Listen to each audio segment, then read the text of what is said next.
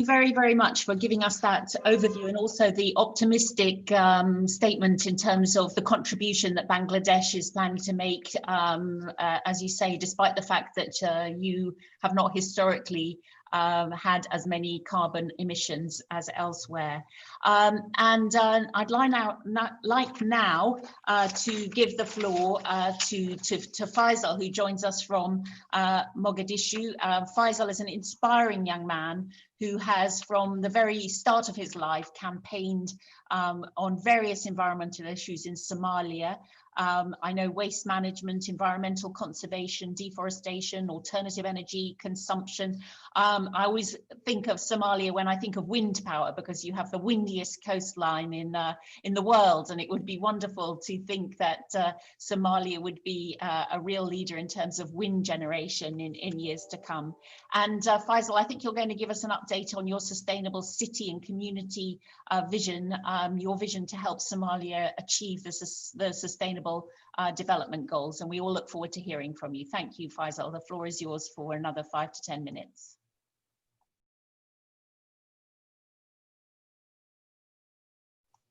You will need to unmute, Faisal. Would it be possible to unmute? Yeah, there we go. Yeah. Hello, everyone. It's my great pleasure to be here with you all today. Firstly, my sincere thanks to UNICEF UK and APPG for inviting me to lend my voice on girls moving changing climate.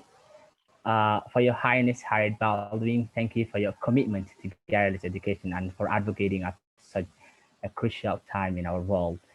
I would like to organize my thoughts around 3 parts. First, in general introduction about the motion, then discuss a little bit about girls' vulnerability in changing climate, especially Somalia, then end in a way forward of some recommendations. So climate change is led to increase intensity and frequency of extreme weather events, such as heat waves, floods, and droughts.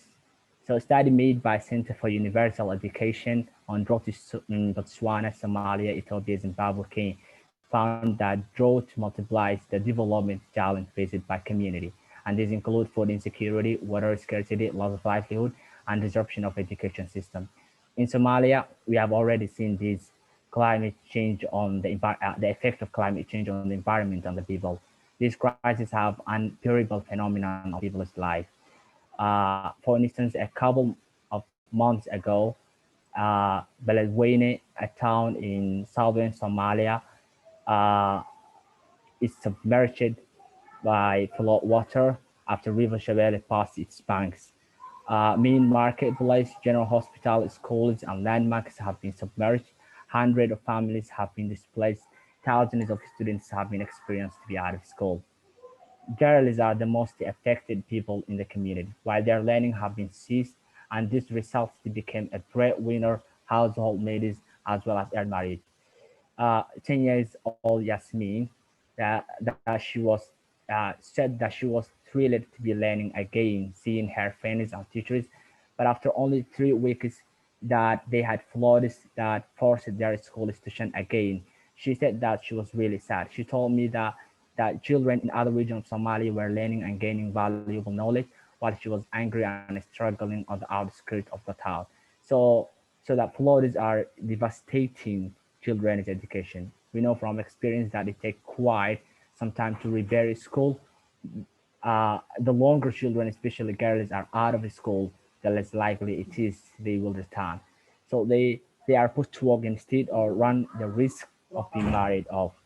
So once this crisis affect all children, start showing that girls are more vulnerable for the following reason.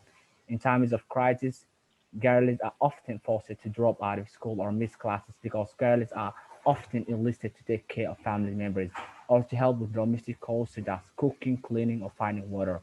And school is considered a lower priority in times of need. I see there is still old cultural belief in some families that think girls are not strong, can't learn, or can't be a change maker and need to fix it. Also, adverse climate conditions affect rural livelihood, curtailing or reducing household economic capacity to support education. Families don't have the funds they need to support and prioritize girls and boys education, which include the cost of clothing and school-related expenses such as fees, uniforms, stationery, and sanitary pad. And in some cases, children must help to generate family income instead of attending schools. The final reason is that schools face challenges ensuring girls' regular attendance, retention, and ultimate positive learning outcome. She has to walk extra miles each day since the flood destroyed her usual road that she took to go to school. This means she often misses her first class. Recently, there was a heavy raining in Mogadishu. So this heavy raining really made to Galilee's route to become more treacherous. So they often really miss classes due to those crises.